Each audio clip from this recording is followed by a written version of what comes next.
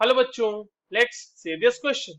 According to the adsorption theory of catalysis, the speed of reaction increases because options are adsorption produces heat which increases the speed of reaction, adsorption lowers the activation energy of the reaction, the concentration of reactant molecules at the active centers of catalyst becomes high due to adsorption, and the option D says in the process of adsorption the activation energy of the molecules become large.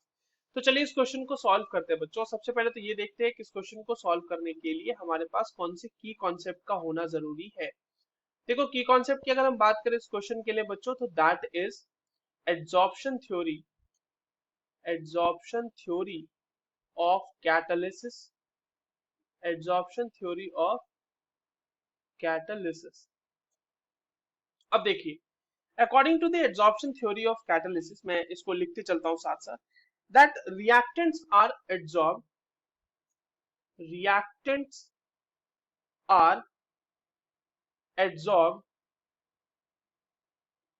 at the active center, active centers on the solid surface, solid surface पे जो active center है वहां पर वो adsorb हो जाते हैं and form activated complex, activated complex which under strain forms new molecules and leaves the surface, और वहां पर सरफेस जो कैटलिस्ट का सरफेस है उसको छोड़ देते हैं। ठीक है, अब देखिए यहां पर समझना जो क्या हुआ कि एक्टिव सेंटर्स पे कैटलिस्ट के एब्जॉर्ब हो गया रिएक्टेंट और that and that formed an activated complex which under strain forms new molecules. ठीक है, तो एक्टिवेटेड कॉम्प्लेक्स का फॉर्मेशन हुआ पहले with the reactant molecule and catalyst, and उसके बाद वो एक्टिवेटेड कॉम्प्लेक्स जो है न्यू मॉलिक्यूल्स यानी प्रोडक्ट का फॉर्मेशन करता है। देखो इसके होने की वजह से क्या होता है कि जो एक्टिवेशन एनर्जी आपके लिए रिएक्शन के लिए एज अ कंसिक्वेंस, ये जो है ये एक as consequence, as consequence activation energy, activation energy becomes lower. ठीक है, बिकम्स लोअर। तो आप देखो यहां पर आपके पास जो दो ऑप्शंस है वो बहुत ही आपको सिमिलर लग रहे होंगे। ऑप्शन ए कह रहा है कि adsorption produces heat which increases the speed of reaction.